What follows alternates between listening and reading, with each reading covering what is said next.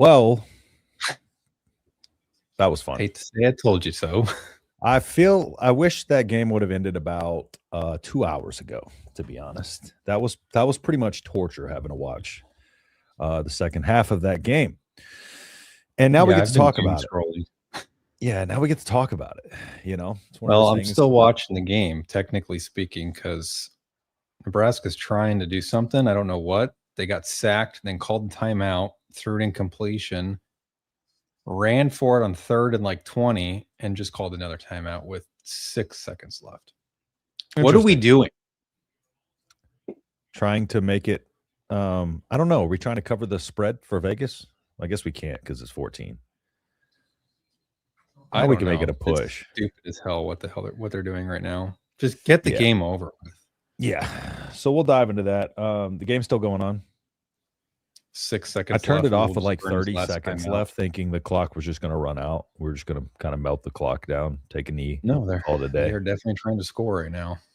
All right. Well, that adds another interesting wrinkle to this. Just keep me updated on that because I don't have it going in the background. You can start your analysis. I don't have it going in the background. Let's drop in the comment here. Going to be a long 3 more years with a 500 coach. Nebraska got a $100 bill, walked the slots, hoping to get a $100 win on the machine. Instead, they win 10 cents. 500 Matt Rule. That's again. I'm not ready to put this as an indictment on Matt Rule's tenure, but he's got to have a big offseason this offseason for sure. I actually hear the game going out there. So is it still going? Just ended. Yeah, it just ended. Completion. Okay. Cool. So we're gonna let people pile in here, kind of get everybody's thoughts on the game. Drop your thoughts as you dive into to the comment section here. And before I get to too much of the nitty gritty, we'll touch on the Michigan-Texas game real quick as we wait for people to pile in here. Iowa beating Vanderbilt, which was fun to see. That was a nice win for them. They look good. Yeah. And then I killed Iowa. Texas beating Michigan right now. And Arch Manning made an absolute insane run on 4th and 2. I don't know if I had it split screen because I was so I had it on the in tablet. The Nebraska game. Yeah, I had it on the tablet. What's going on? We'll poop on a stick. We got some people popping in here now that the game's finally ended. Hey, fellas, what's up? Do you not feel any better after this game? Wasn't looking to win, just hoping to see some real fight. Yeah. Yeah, it looked like they gave up pretty much after half. Unfortunately, like I was texting you, unfortunately, the game script went exactly as we expected. We said we thought we'd keep the game close through the first quarter and a half.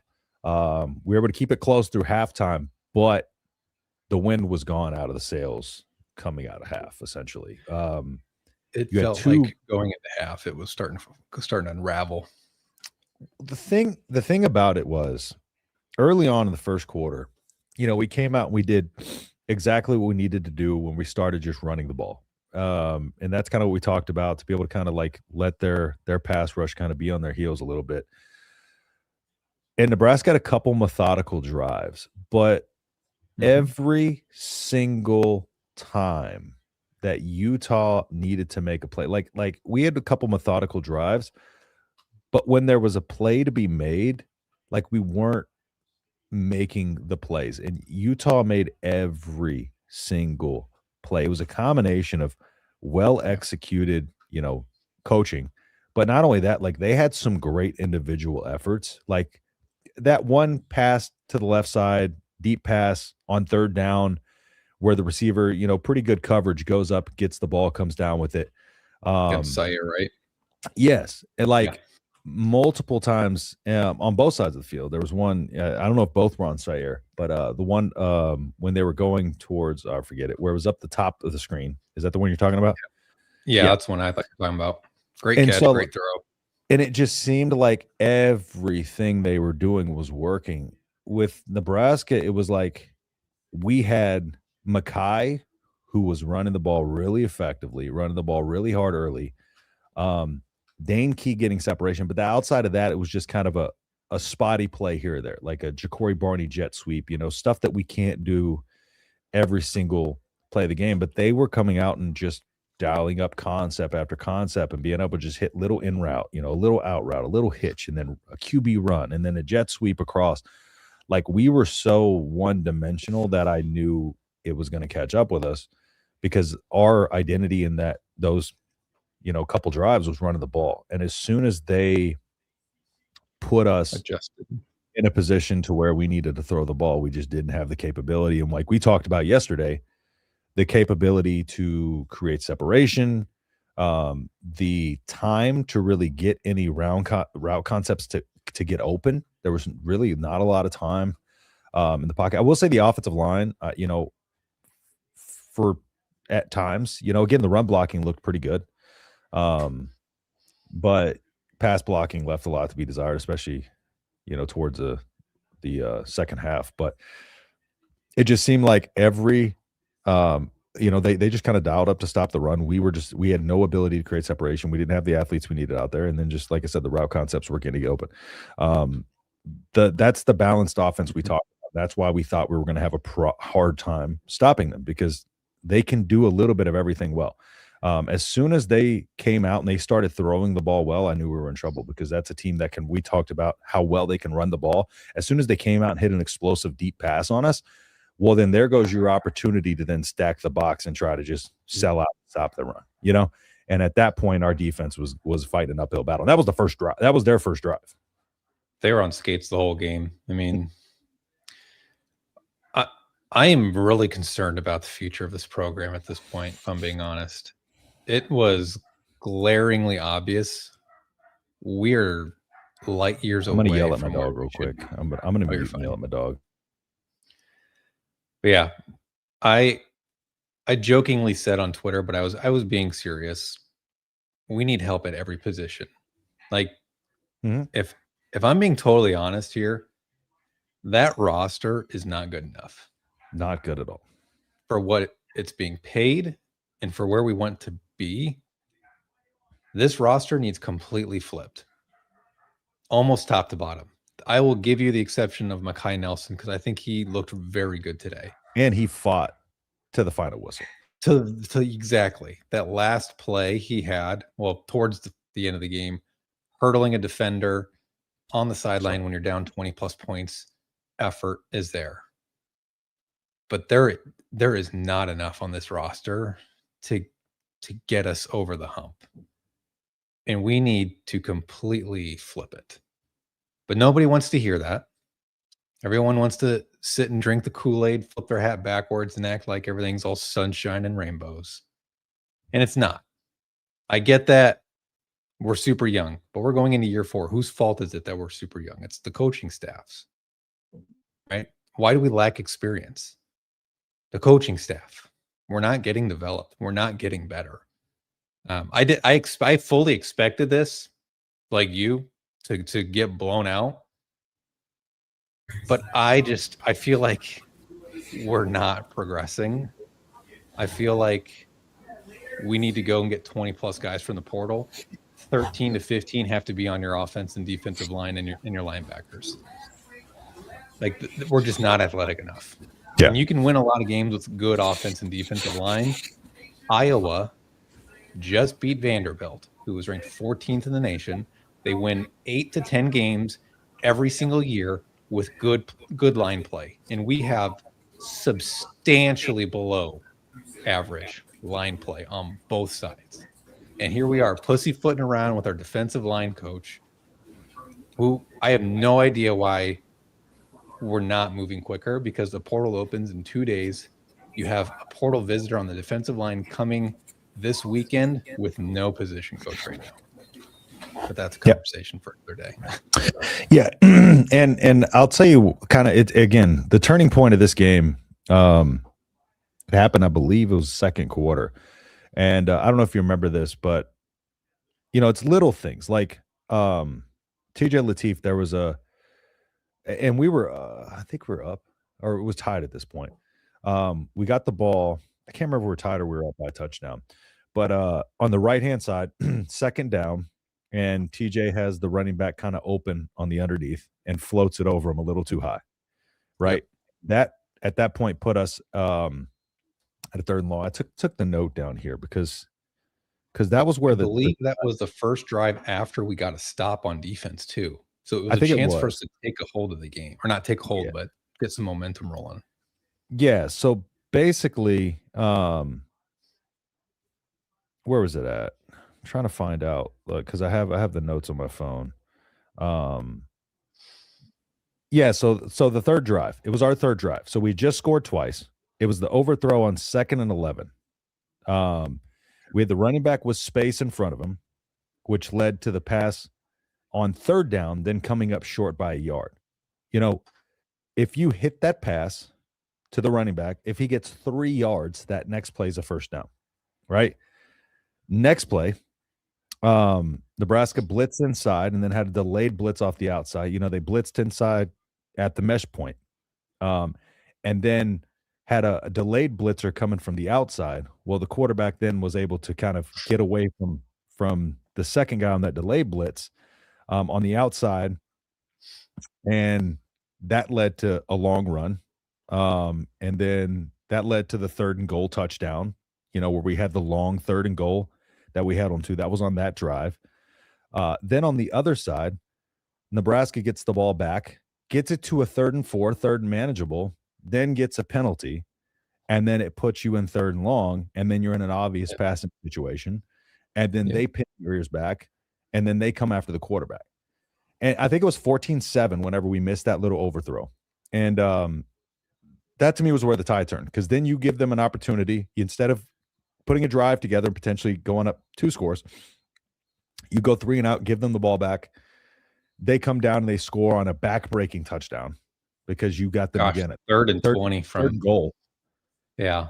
3rd and goal, and it's from the 20-yard line. And you let them score a touchdown. Then you come back, okay, got opportunity. 3rd and 4, get it to 3rd and short where you want it. Get that penalty, 3rd and long. They get the ball back.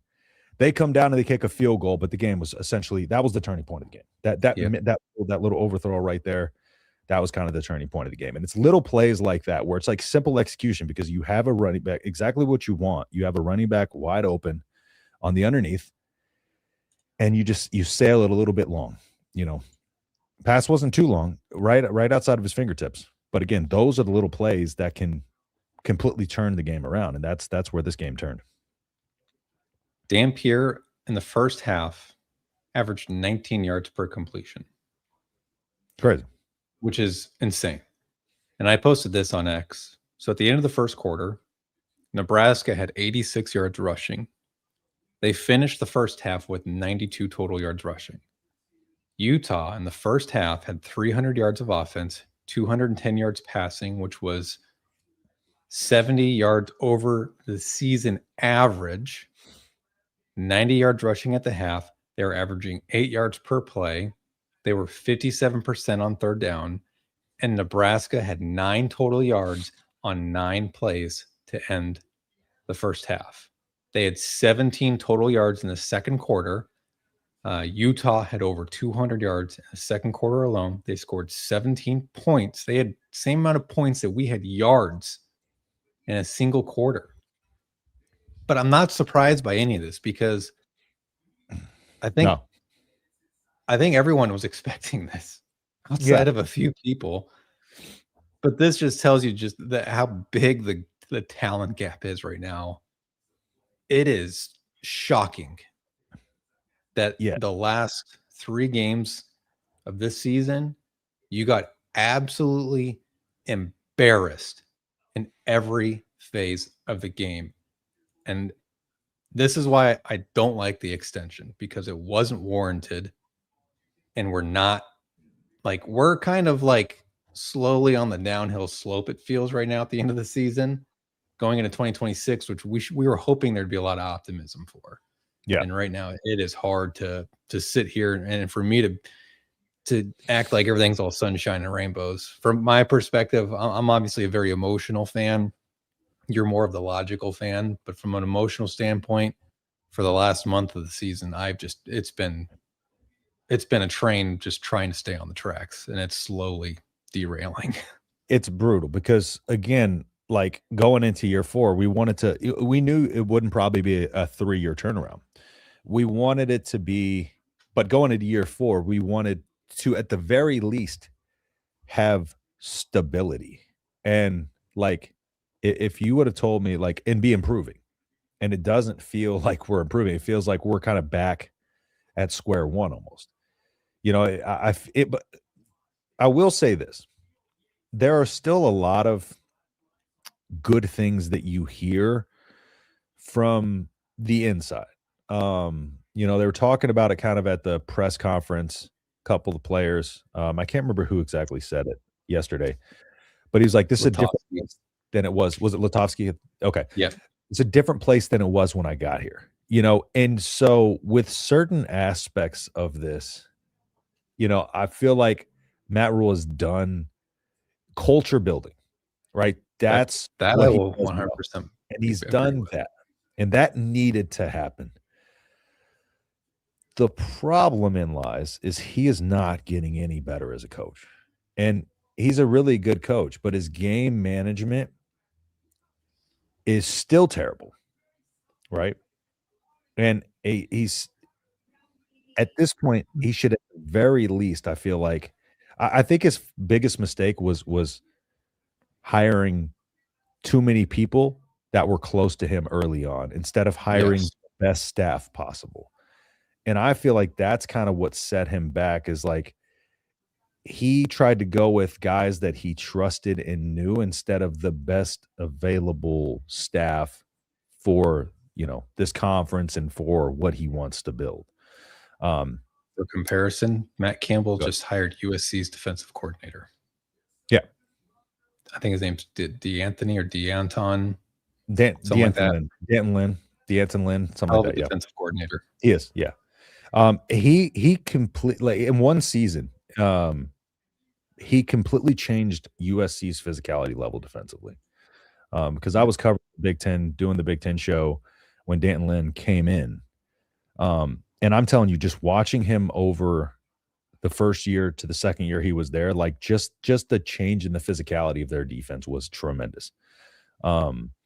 And so, yeah, it's one of those things where it's just like, I feel like he did himself a disservice. Like, I feel like sometimes he's too in with the guys that are close to him as opposed to trying to get the best team possible again. And it took almost, you know, Satterfield coming out and basically saying to the media he was inept for a change to have to be made. But now, like you talked about, we're going into year 4 and we're coming off of a tailspin at the end of the season, and your worst position doesn't have a coach. Yes. I just saw this on Twitter, did the math real quick. The last 3 games, Nebraska is giving up an average of over 400 yards per game and over 38 points per game. That's like Eric Chenander level bad. That's Bob. It's right. I'm going to be totally honest. I'm trying to be somewhat positive, but right now we're in a tailspin is exactly how I would put it. Right now, I think we have no idea, we meaning them, how they're going to fix this. No, and that's the problem is like you want to be able to point to an offseason and say, okay, year 3 going into year 4, like we have some holes in the roster, but we're solid here, here, here, and here. Yeah. You can't point anywhere that we feel solid. Anywhere. Special teams. In terms of coaching. Like, got no complaints with special teams, really. But yeah, that's it. One phase. It's the phase that's on the field the least. You know, it's the field. Well, it's the one that you want on the field the least. Because if you're doing what you do, you know. But yeah, we look at like Latif, and we talked about this before, and we're saying like no knock on Latif, and I know everybody wanted to rally around him, but he's just not there yet. We saw that over the last 3 weeks. I don't know why anybody expected that to be different in this bowl game, but like if anybody needed the proof that just he's not there yet, this was it. It was his first pass attempt of the game where he skipped it on a 2-yard slant route to Danke or Ja'Cory Barney. He skipped it to their feet. He makes some and great. It's not a knock on TJ. No. He's 18 years old, and people think, and there's part of it's the Dylan Raiola effect, or the Trevor Lawrence, or the Tim Tebow effect, where they see these guys come in as 5-star quarterbacks. Yeah, he's not that, and that's okay. Most guys are not that. You know, Trevor Lawrence is like Heisman Trophy finalist 3 times. Tebow won it once, finalist 3 times. Like those guys are the very rare exceptions to the rule. So it's okay that he's not ready. I don't know why anyone thought that would be a good idea to roll in the next season with him. But Yeah, what and Nebraska does at quarterback is going to tell me everything we need to know about where this program's going. Because they go out and get a big time guy. they need to make some kind of splash of it, and not necessarily like we talked about. It doesn't have to be a big money guy. It's just got to be a good fit. Or go right. Yes. You have to like this has to be more than any time. Like Matt Rule's tenure started with the worst decision possible, and his first decision was him picking quarterback. Like now he's got to flip that tide, and he has to nail this pick. Like he has to be able to look at a guy and say, like, I want, because we're not going to be able to spend top dollar on a quarterback because we have so much money that needs to go around this roster. He's got to be able to look at a guy and say, like, this is a guy that's going to fit exactly what I want to do and nail it. Yes. And it's got to be two guys, one to be the starter for 1 year, and then maybe a guy to be a bridge for another year while TJ's still getting ready and while Trey hopefully ends up a Husker. Yeah. Because again, and again, like I feel like a lot of, at least even still, like, you know, with Holgorsen, like I love Holgorsen, but like this has to has to be like where him and Rule get together and Dana gets to go like pick his quarterback, and this is your right. You have to start showing me something if you want to stick around here. Talk about Holgorsen as well, because the offense has been terrible too. You know, outside. It's been abysmal, and it's one of those things where it's like everybody needs to have their ass on the line, and this offseason needs to be one where if he wants to give control of the offense to Dana, go pick your guy, we'll go get him. Go pick your players, we'll go get them. But you got to show me something this year. And it can't be the excuse of we're a young team. I am so tired of that excuse. The only reason you're a young team is because of you. It is the people you brought in. Yep. And the reason why they're not ready is because of you and your coaching staff. Mm-hmm. Yep. It's like Bo used to say, you know, I don't point the finger, I point the thumb, you know. At the end of the day, it falls on him, Rule, and his staff. Yeah. There are plenty of kids that are redshirt freshmen that come into college football, make an impact, and for some reason we can't do it. Yeah, because I don't want this to end up like a Scott Frost where it's just like it just turns into a revolving door until we fire all the assistants and then point to the common denominator, you know. And again, this is not me like saying Rule needs to go or anything like that. Again, that's not what I'm saying. But where we're at right now is just a god awful place to be going into year 4. And again, it just feels like we're starting the script over. We are in a better place now, and that's what we have to come back to. We are in a better place now than we were before he got here, and that is worth acknowledging. Like, yes, there is very, very incremental progress, but also to counter that is you had one of the worst schedules in the country this year. Yes. And to come out with 7 wins again, it just leaves a sour taste in your mouth a little bit. And then next year, you know, the schedule next year is a gauntlet. Next year, it's tough. It's tough.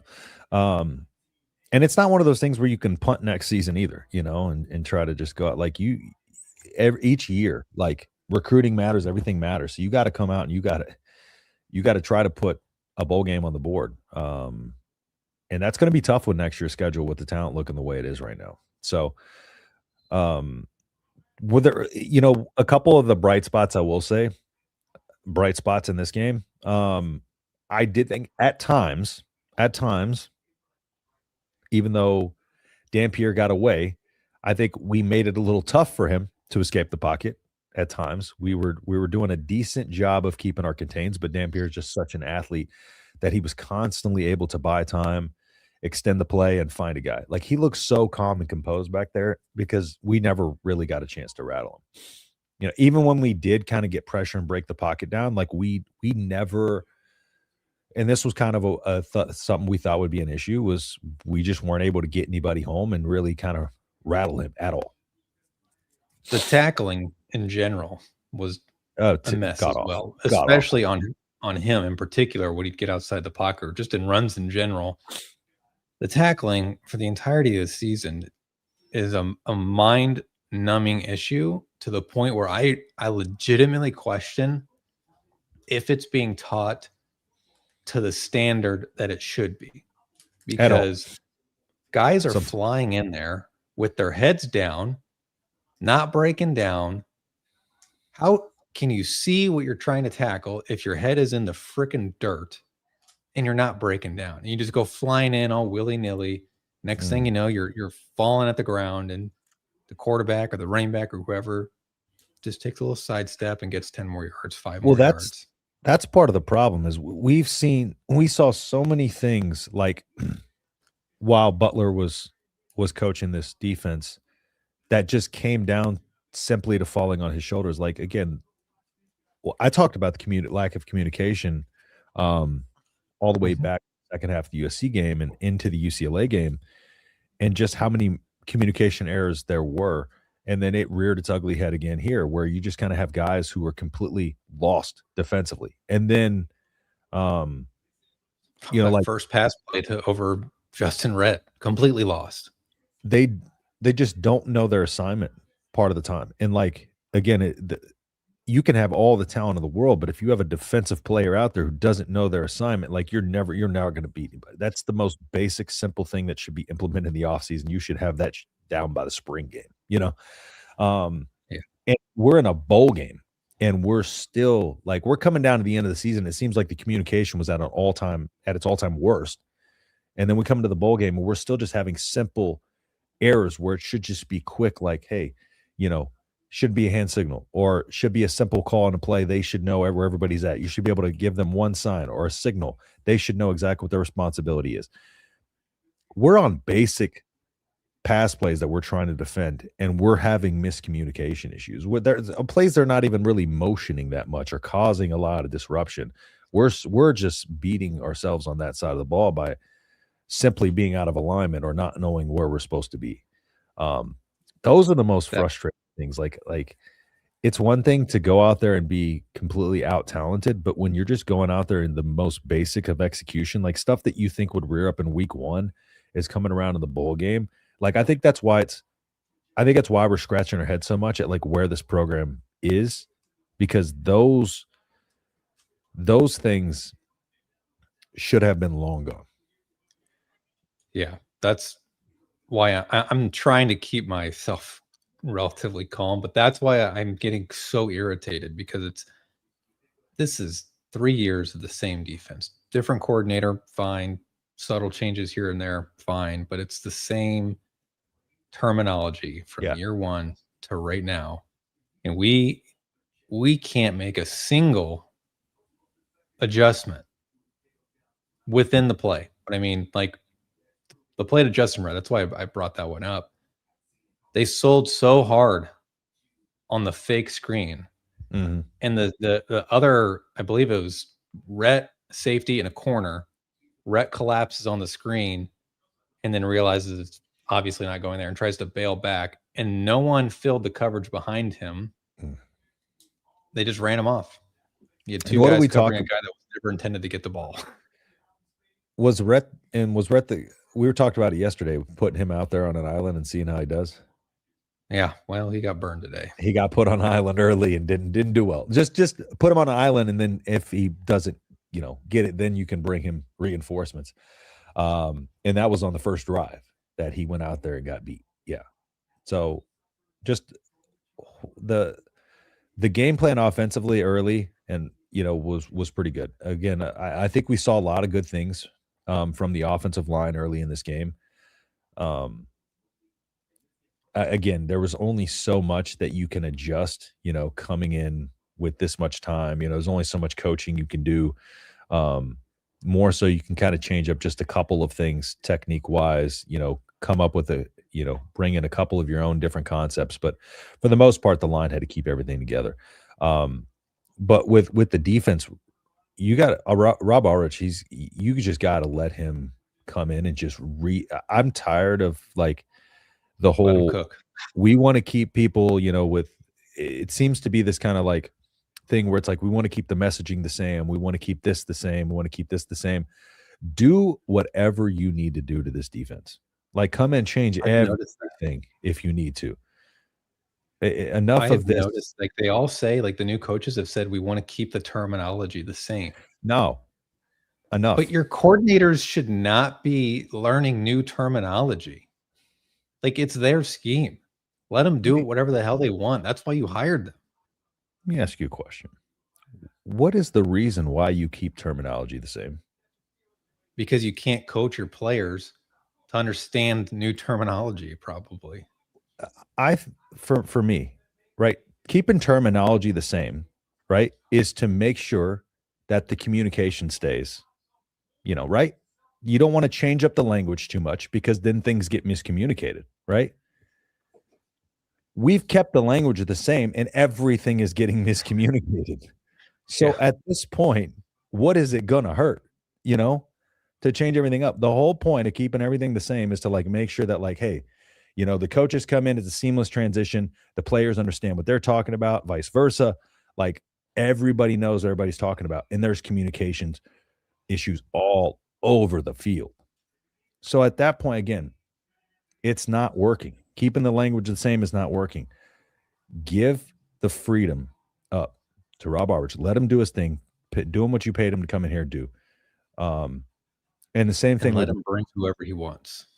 At this point, if you trust these guys and you brought them in because you trust them, let them do their thing. Because that's the only way that this is going to work. This is going to work. Keep back out, come back in. Keep back out, come back in. Yep. And we'll dive into some of y'all's comments in just a second. Thank you to everybody for who's popping in here. If y'all want to drop a like on the stream, go ahead and drop that like. I'm terrible at asking for them. Anyways, was there anything else before we dive into some of the comments that you wanted to touch on first and foremost? No, I think the comments will be actually great conversation. I've kind of been looking at them a little bit here. Mackay and again, I want to give a game ball to Mackay because I feel like he went out there and played his tail off.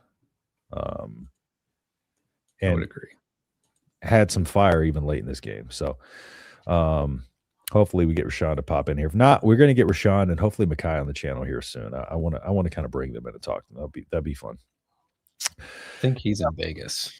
Probably. He's probably in Vegas. Oh yeah. Not this week. I'm talking like soon this off season. Do not feel any better if this game wasn't looking for you. Oh yeah. Just want to see some fight. Well, that do we not see? Same old. Come on, man. You were calling us negative yesterday. We were just trying to tell you what was going to happen, dude. People mistake negativity with honesty. Or honesty with negativity. We need some serious help, that is for sure. And unfortunately, I don't know we will get it done in the portal. I don't know if there's enough players in the portal to turn this around. Like if we got first dibs at the portal and everybody else had to hold off, I don't know if we could build a roster that can make the playoff. There's over 3,300 players in the portal right now, luckily. So Caleb Benning, 13 tackles. Defense, we are years behind. Yes. Where was Hunter? He had surgery on his hand.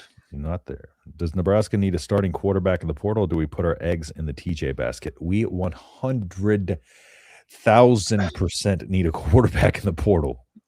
Yes, you spend as much as you need. Yeah. Ulrich has his work cut out for him. I don't know how that gets fixed. I still, at this point, bring him Giles. At this point, bring him in. Not gonna hurt anything. Yeah, bring them all. Well, worse the thing happens is he has some competition to a room that really doesn't have much competition for the last 3 years. Yeah, Ulrich has a work cut out for him. I don't know that it gets fixed. I think it'll improve. Fixed is a loaded word. Define fixed.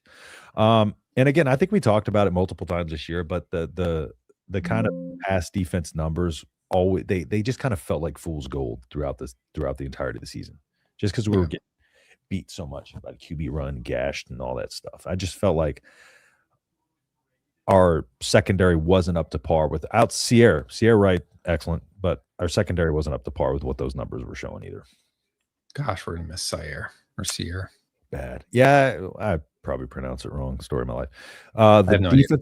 Defensive line look like heavier linebackers. They don't look like D-line players. That's what we talked about all offseason. We just didn't have the size up there. Your D tackles are 280, 290 tops. Yeah. And if you're running a 3-man front and you got smaller guys up on the front, that's not a recipe for success. Yeah. Not only that, they're just inexperienced. Not only small. Rosie, I'm doing a show here. Not only she just ran back to her bed. Not only are they small, they were inexperienced. And we talked about all offseason. We need to go get some guys in the portal. And we just didn't touch it. We're like, okay, like maybe we'll just trust. Maybe they're seeing stuff behind the scenes that we're not seeing, They weren't. But when Saturdays happen, you see what you see. The film does not lie. Yep. I'm going to jump to, let me remember this comment. I'll come back to it. We got Mike with a $10 super chat, man. Thank you so much, man. I really appreciate you hopping in here. Sorry to say it, but this will not get better. I have lost all hope. It's been 25 plus years and we still look like a Pee-wee team. Absolutely pathetic. The D-line coach I fear will be Dave Tollison. Yeah, that could be a disaster if he's a defensive line coach. This could be rough. That could be rough. He's never been a college coach. He's never recruited before. He can't bring any dudes with him. And part of the problem was with Terry Braden is all of those things. Yeah, it's the definition of insanity at this point. Yep. If that's the route they.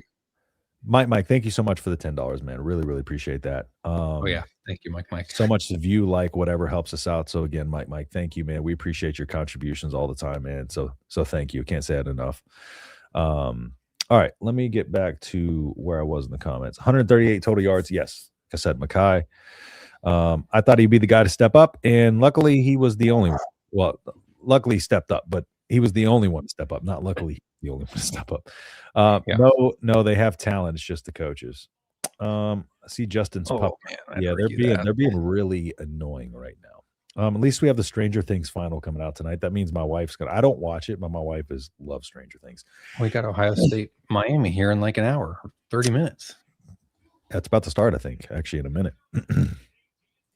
4 middle linebacker, 4 flipping tackles, 1 solo. Our D-line coach. Thank gosh, Chambliss from SDSU entered the portal. Yeah. He'll come here hopefully and start right away. That guy is a freaking beast. The reason we don't have a D-line coach is because no one wants to come here. There's not much to develop. It would be a career killer. Well, we just hired one of the best offensive line coaches. So yeah. 9 yards total offense, outscored 24-0 from the first quarter after the touchdown until almost the fourth quarter. Yeah. 30 minutes. When was Nebraska's first? Go ahead. No, I think they said 30 minutes of game time. We went without a first down. That's exactly what I was about to ask you, is when was Nebraska's first down after the first quarter? And it was 30 minutes of game time. Crazy. That's 2 quarters. I feel like that's a fireable offense, if I'm being honest. I feel like an FCS school could do better than that. You can accidentally get a first down more often than not. Yeah. Fall your way forward into a first down, or a little penalty, something. We suck. That's embarrassing. That is bad. I'd take but it would be another NFL guy who doesn't know coach technique or in the basics. I'll take What's I'm? I don't know. Pit snipe? You'll take yourself. At this point, Rule would have a better chance in 2026 if he completely tells nearly everyone to hit the portal. Dion style. Hey, I'm bringing Louis luggage, so all you dumpsters can take your ass to the portal. That's what he said when he went to Colorado. I skipped most of the third quarter. It didn't help. True, it did not help. But good for you. I'm glad you did that for your mental health. Don't know why you came back in the fourth quarter, though. We need quarterbacks that can pass and run, then the line protect. This is the problem. We just need a quarterback that can play quarterback. I feel like in this modern world of college football, it's like everybody just wants a dual threat quarterback. You don't need a dual threat quarterback. Yeah, it helps to have a guy who can do both. But we just need a quarterback who can pass. Raiola could throw the ball, but he could not hit a deep ball to save his life. So we just need somebody who can come in and just make the throws that are there. Mm-hmm. Don't overthrow your running back on a swing route by 5 yards. If the throws are there, TJ did. we just need somebody who can consistently just make a throw that's there. Like, that's all we need on this team next year. Like, there were so many opportunities that were just missed this year too. Raiola made incredible plays, but he missed a lot of the throws that were just right there for him. Yeah. Then line to protect in the defense. But I agree. I would love a quarterback that's dual threat just because our pass pro is so bad. That's why. The defense, but if we have a line that can protect, just give me a guy who can make simple throws. The defense that can get to their quarterback and stop the other team from getting easy first down. Stop trying to run every time on kickoff. I'm not. Yeah, we wasted a lot of yards by returning kicks tonight. We did. That is our average return was getting to the 16-yard line. When you just fair catch it, you get at the 25. That's -9 in yards. Wade, good call out there, because I would have forgot to bring that up had you not. So it really is like you said, when a play needed to be made, Utah and every good team we play made the play. Nebraska did not. Really is the difference. 100%. We just don't have any dudes, man. We don't. How is it game after game, the first 2 possessions of the game, the offense looks great, and then nosedives the rest of the game? We get out coached. They make adjustments. We don't. That's the script. And another thing, too, is like they came out of the gates. They were going to see what we did, and they just kind of forced us into throwing the ball. Once they saw a run of the ball, they're like, okay, cool, not running the ball on us anymore. And then once they kind of got our run game stopped, then they just kind of started bringing the pressure. Then they started blitzes, and then they were getting home with 4. Yeah, it was rough. That's exactly how we said it was going to go, though. Like we talked about yesterday, like we're like, I think we can come out early, have success, but the longer this game goes, the more away from it's going to get. And we both predicted double-digit losses. But What's we really shocking, the first quarter, first half, and then from there get away from us is exactly what happened. What's really shocking, they didn't have their 2 first-round offensive tackles. And we struggled to generate pressure with the line. Oh, we got another one from Mike, thank you again, sir. Are we recruiting guys who fit our style, or are we just trying to get guys here at this point, both transfer and high school? They're recruiting guys that fit the culture. Do they fit the style? I mean, do they think they fit the style? Maybe. But I know this brings up a good question. Like, at what point do you bring in like a Stephon Diggs? Somebody is like going to kill your culture but can make plays. You know what I'm saying? Maurice Washington. That level of player. Like, screw it. We just need 1 or 2 guys in here who might end up in prison, but like can make plays. You know? Well, I've long said you just have to have a system. 8% culture guys, and then just have a couple. Well, I mean, Lawrence Phillips. Yeah, but we need okay, I'm not going to say that. I'm not going to say we need like a Lawrence Phillips light, like somebody who we need like a Georgia recruit. Yeah, like if they get caught speeding, who cares? Like, yeah, they're going to go get a DUI. They're not going to. Okay, maybe they want to end up prison. They're going to go to a couple DUIs or something. Like we need like a Harper Murray of the football team. Well, she's pretty damn good. Yeah, so exactly. Little bit off, we can deal with a little bit of off the field stuff. Maybe got to work on some PR things, but they can step up and make a play when you need them to. Like we need like 2 or 3 of those dudes. Admittedly, she's shown tremendous growth as a human being over the last few years. Yeah, there's no. I love Harper Murray. It's more so to just get my point across. Yeah, that's what I wanted to preface that. We'll fix them. Yeah. See what you open a can of worms, Mike. But no, I think a lot of times we're trying to find guys that fit the culture and not necessarily getting guys that are maybe the best for. But again, does that mean that the talent evaluation isn't there? Maybe these are guys that he thinks fits the system, and then they come in and they don't pan out. I like how the first comment I clicked on was "we suck again." All right, where are we at? Thank you again, brother. I appreciate that. $5, man. Thank you so much. This game also, that comment from Pitt about tanking next season, get the number 1 pick. This game also showed us that TJ Watt has a promising career, is not our guy next year. We'll have to outbid a big name QB. Yeah. At this point, you don't have to outbid a big name QB. Yep. It's like what we're just talking about. You have to know what your system is, and you've got a year, 4 games of Dana Holgorsen, and you can't tell me what their system is. You can't. Yeah. At this point, we need to put every bit of cash we have on our lines and build outwards. Yeah. Not opposed to that. 100%. Sad day to be a Husker. Things are not looking for next season. No, they weren't, regardless of the outcome of this game. Nebraska sucks again. Again. When did we stop? Because the first few possessions are scripted. Every play is supposed to be called in the moment. Good coach. The first drives, scripted. First couple. Yeah. They even talked about it too. Yeah. We're the laughing stock of college football. Go look what other people say about us. I don't really care what other people say about us, to be honest. Send TJ to a pat. We could be, undefeated and lose today, and people would be talking trash. That's just kind of how it goes. Send TJ to a passing camp tomorrow. He could throw the ball well. He's just not ready, and doesn't have a lot of guys who can get him some space and opportunities. Rule doesn't call plays. I appreciate you, Brian, trying to be positive, but this team is horrible. We've been positive. Well, yesterday we got called negative. Now we're getting called positive. I feel like I've been bordering on crashing out, honestly, for 45 full circle here. So, with next year's schedule, there's a real chance things could get significantly worse. Yes. Matt Rule is a fraud. What is that? Cozad. I don't even know. I was Cozad, Nebraska. Profile picture. Oh, okay. Why does Rule stay on a bad call against us that can't be changed and end up calling timeout because he's not focused on the next play? That is a great question. That is a great question.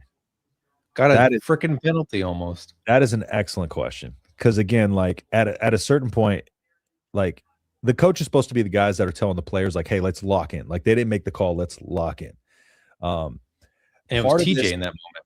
Part of this, like, coach, give me a play. Part of this leads me to believe that like he's feeling a little bit of the heat, like, and he's like, it's kind of outwardly showing a little bit to an extent because he like getting a little emotional in those moments, and again, that just goes back to his lack of game management. I don't know why he's so bad at the game management aspect of things, but it's pretty bad. You can hire a game manager, but remember the comment last offseason about the portal, and it was really, I believe it was after Sharmar Brown committed to Miami, and he said desperate teams set the market. I remember I quoted that post on Twitter, and I was like, you are the desperate team. That's us. You are then, and you are now. Yep. Like, if you got to go overpay, and I said it in multiple videos, money to set the market, so go do it. Yeah, if you got a guy, for the sake of discussion, the defensive tackle at K-State is going to be visiting this weekend, likely visiting, I should say.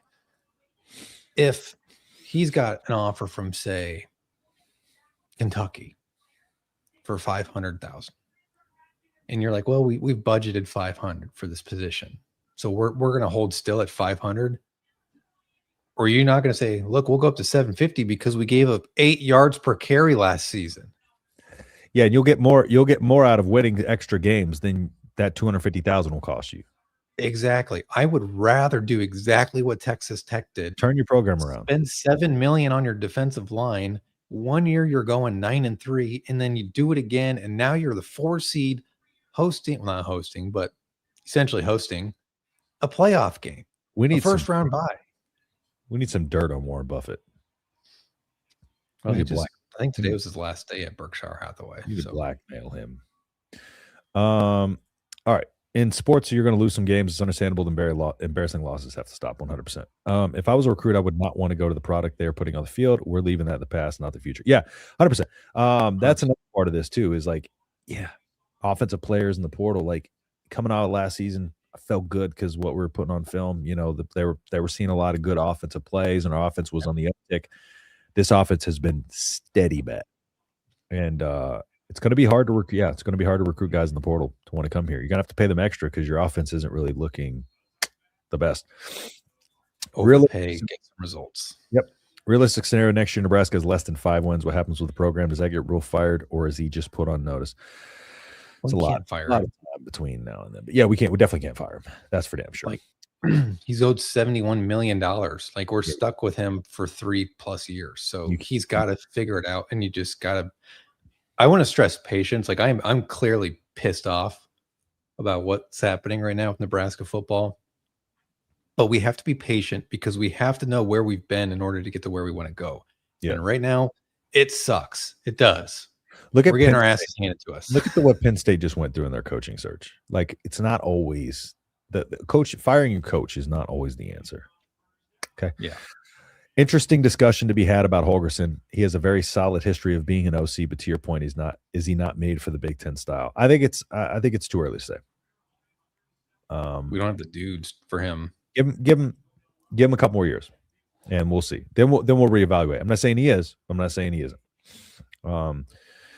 People will think Trey will come in and automatically fix it. Not happening. We got to remember this is Holgorsen's first full season. But with the Trey thing, I mean, we really want to put the program in the hands of a freshman. It's not a knock on Trey. I think he's phenomenal. He's a phenomenal player, phenomenal human being, but you want to have some he's stability. 17, 18 years old. You want to have some stability going into that. Yeah. Yeah. But why can't we get a great QB? Good question. Because we don't win.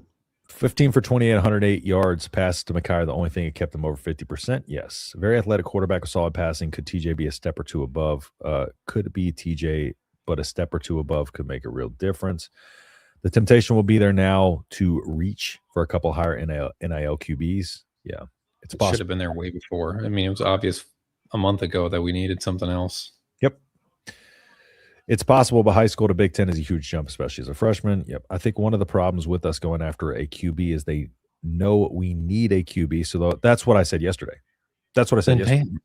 That's literally what I said yesterday. I said they're going to know, like, hey, like, look what you got. You need me and demand. Yeah, they're going to ask for more. Yeah, they can use it as a leverage play, 100%. That's fine with me. Yeah, I'm totally there that TJ is just young, but he's a very high ceiling. He does. He's a very good quarterback. Don't get me wrong. He's just not ready. We suck again. Maybe tank next season. Bank the NIL drafting. Arms out, whirly bird tackles. What position group gets the worst season grade? D-line. Oh, God. No question. That's a tough question. Sorry. It's not a that's a tough question to answer because I feel like multiple position groups get Fs. Oh, yeah. I'll tell you why I think it's the D-line. They did not get better. And at least the offensive line got better from a run blocking perspective. Here's why it's the D-line. What was our biggest gripe in thing that we were talking about going into each and every week? Our run defense. Yeah. That's why it's the D-line. Yeah. Every single week, like going into the game, we're like, yeah, I hope our run defense can somehow hold. If we can hold them under 160, we might be in it. So yeah, USC season ended on a poor tackle. That's true. That was play. D-line without a doubt. How many sacks did we get this year? Not against our guaranteed win games. Yeah, I don't probably 10. think any. We didn't get. We got 2 today. Oh, how many sacks? I thought he said how many wins did we get this year against our guaranteed win games? How many sacks? Gotcha. Tie between middle linebacker and D-line. I think it's got to be D-line. Justin and Brian were correct. They predicted Nebraska. We did not want to be correct. But happy about it. Unfortunately, we were. Unfortunately, we can't get a rule. Matt rules, but yeah, impossible to really justify that. Was this loss really Rule's fault, though? I think finger pointing can go around to a lot of people, but it starts at the top. It's everybody. Starts at the top. Maybe Rule's doing a considerable groundwork behind the scenes, whatever that means. This is what I'm hoping. Again, he did a really good job of turning the culture around, and I feel like that's where a lot of his credit is deserved, because I don't know if there's a lot of people who could have come in and turned this culture around the way he did. So, yeah, to an extent, like, he's done a lot of things that maybe another coach wouldn't have been able to do. And maybe that is the groundwork of what he needs to be successful in the future. We just don't know. And that's why I'm not out on Rule. Like, I'm not going to sit here and say Rule needs to be fired, or Rule's not the guy, or he's a terrible coach, this, that, and the third. There's just a lot of work to be done. Just got home from work. What was the final score? Don't Google it. A lot too little. 44-22. Is that the final? Something like that. Yeah. Year 3, we got a garbage time touchdown. Year 3, but one thing has been constant: head loser in charge. There's been a lot more constants than that. Ultimately, always his fault. The game was close for a while, though. We got that. So we said it would be close around halftime. I don't care if it's close for a quarter. I care about what it is when everything's done. Mekhi Nelson looked fast. He runs hard, dude. Not gonna lie, the running back room looked not awful. I don't blame Rule for this loss. I think Nelson comes in a spring ball, just takes the number 1 running back slot. Depends on what we do in the portal, but they're going to get that Texas kid, I think. Things were looking so good at 14-14, looking even better at 14-7. Do we want to keep 1919 terminology the same? No. We are too weak, poor conditioning. I'm not blaming this on Corey Campbell. I'm not blaming this on Campbell. I like Nelson, but I'm still high on Mosey. A few times throughout the season, he made some nice plays. I think Nelson's better all-around back. Give me Nelson as a obvious today. Yeah, give me Nelson as a running back for sure. Babel says they can teach you a language in a month. I got nothing against Mosey either. I don't think Makai will be ready for 25 carries a game next year. It doesn't have to be running back 1 in the depth chart. They want it to be by committee. You saw that on the first 2 drives. I mean, Makai was in there for a couple of reps, and then Quentin. The reason I was like that this year is because Emmett was just such a dude, and the gap was so much. The gap was so big. Like he was just, you had to give him 25 carries a game. Our offense is fine. We just need some defenders from the portal. That's all. Oh, I don't know if I could say our offense is fine. A lot on our offense too. Need better players, need offensive everywhere. We scored 22 points with Latif, though. It's not bad. We scored 14 in a garbage time touchdown against their backup, though. Like, that's the thing. Like, John, we went 30 minutes without a first down. John, did you watch that game? Come on, man. We can't. John, I respect your opinion. It's just, it's wrong. It's wrong. I don't mean to be mean. We have weaklings on the line and D-line, O-line and D-line. On our D-line, we need 6'2", 350-pound refrigerators around 4'6", 40. Well, that's why we need to get Dylan Berrymon visiting here in 2 weeks. Or no, week and a half. Can't push no one around or get open receivers. Our D-line looks like fat linebackers. We do need 1 or 2 stud running backs on the portal. Running back depth is very, very thin. Our experience is very thin, too. Honestly, think the money would be better spent elsewhere from our running back room. Current running backs have shown they can make plays. True, but there's a lot of running backs in the portal. I think you can find a lot of value at running back. But I think we definitely need more running back experience for sure. But I think in terms of the echelon of where the money needs to be spent, like that doesn't need to be the priority. Of course, there's other priorities. But we need a running back for sure. We need some running backs. A great O-line can make an average running back look pretty damn good. Yep. Overthrow on a screenplay, Tommy Armstrong. Hey, listen, I'll take Tommy Armstrong. I will not take Tommy Armstrong slander. I'll take him right now. It's kind of because I love Tom. The guy was just a football player. Like he just made plays. He was a gamer. I had a tweet about Tommy Armstrong this week that went like nuts. Had like 15,000 likes on it or something crazy. When I think of Tommy Armstrong, I think of like that play against Oregon. Was it like a third down, that long run?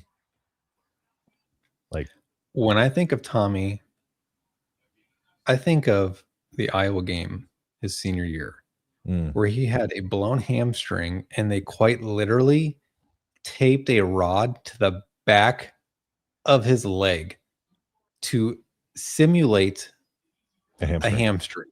Yep.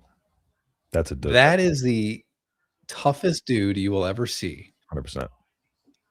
Yeah, December 20th, Nebraska could use a dude like Tommy Armstrong at QB. Was an absolute gamer. Yep. It's 38,000 on it. It's a football player, dude. Through and through. It's kind of poetic that how that game was a spitting image of Nebraska's 2025 season. Started out hot, then faced some adversity, and the wheels completely flew off. Yep. Big offensive line is desperately needed mobile. Yeah, exactly. Can we get a couple tight ends like Utah? Can we get a roster? Man, that one guy, 81, is exactly what I envisioned Carter Nelson to be. A bigger slot hybrid guy. And I have no idea what Carter Nelson is at this point. Who steps up and makes plays. Too much weight on him. Yeah, we need a Carter coming out party next year for sure. Breaking news: Vincent Shavers plans to return next season. That's big time. Let's go. Donovan Jones confirms he's back. Cam Lenhart confirms he's back. Huge. Nice. We need some good news. At this point, what good is culture if it keeps us down? Well, the culture doesn't keep us down. That's not how this works. Building keeps you from going lower. Culture keeps you from moving up too. Like if you don't have a good culture, you're not gonna So like culture is the foundation of everything. I don't care what anybody says. You need that. So I got to go get booze.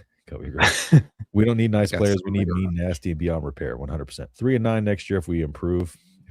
One of Pelini's biggest requirements of recruiting was guys that had come from winning programs. Maybe they should bring that back. It's a mentality that can be hard to teach. 100%. Wait to come to town next year. I see where 4 or 5 Indiana 2025 O-line came from the portal. What's our average points we scored the last 3 games? I'll pull it up for you, Bone. Matt Rule 19-19, 230 against top 25. Not good coaching is not turning around Nebraska. Sorry, that's the spirit. Mike Riley took Nebraska to 9 wins, same record as last year. Beat horrible Boston College team last year. Wait, Mike Riley at least took Nebraska. We're really not rehashing Mike Riley, right? We're not doing it.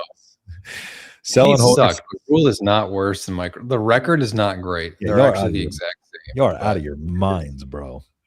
Selling Horgerson, selling Rule, the defense plays on its heels instead of being on attack. Players are constantly out of position. Rule's supposed to be a D-line expert, yet the only good D-line enter. So I don't know what that means. Nebraska averaged 16 points per game the last 3 games. Yeah, it's not good. Last 3 games, Penn State. Yep. What good is it after we get our butt kicked that Rule says it's on him, but never says I would change to get better? Well, he'll flip his hat backwards and go coach D-line. Yep. Love Tommy Armstrong is a true football player. True. Nebraska's so out of shape they could only compete till halftime. It's not out of shape. It's just we're getting our butt kicked. Yeah, we've got no match. We're just getting our asses whooped up and down the field. That's not going to. We could have been fresh in that fourth quarter, and we still would have got our ass whooped. It's not conditioned. Yeah. Well, hell, the fourth quarter they were playing Sam Sledge and Eric Ingwerson. Yeah, and they moved Tyler Knack to right tackle. I mean, they moved some new guys in. They put Caleb Benning in. They brought in a couple other guys on defense. So they were rotating some fresh bodies in there. Just they're better. They're bigger. Someone should ask Rule step-by-step plan on fixing things. Well, I think that might take a while. Yeah. Zach Taylor was pretty tough. Guy got hit every play. He was, but tough son of a gun. He was. Linhart, the sack master. Zach Taylor was good, dude. Too strong. Honestly, yeah. Zach Taylor was solid. Honestly, the biggest freaking joke was that our pathetic garbage schedule was backloaded to the idiots in charge extended rule before the last 5 games of play. What a clown show. It's the crash out we needed here at the end of the show. At this moment, offense is making Ohio State's defense look like they're for Nebraska. I have no idea what's going on in that game, but if Miami beats Ohio State, there's no way. I'm going to be so pissed. There's no way, dude. No I hate Miami. Yeah, I'm not a big fan. And I kind of like Ohio State. So, all right. Anything else before we go ahead and wrap up? No. Happy New Year, everybody. We do have big news coming starting hopefully next week. Yes. I don't think we can say anything yet, but no, it'll be nice.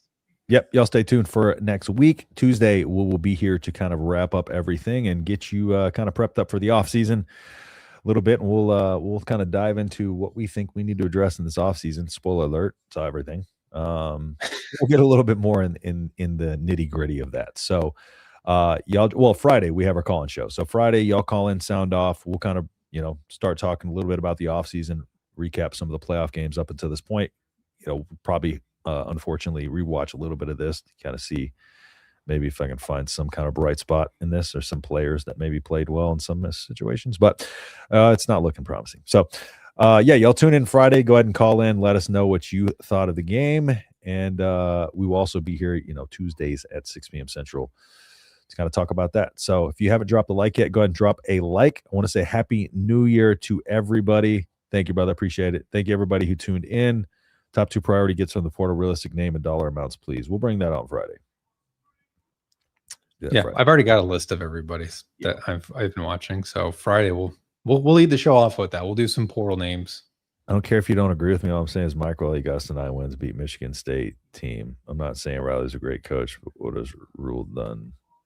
We're not doing this. We're not rehashing Mike Riley. I'm sorry, we're not. Thanks for sure. I appreciate it.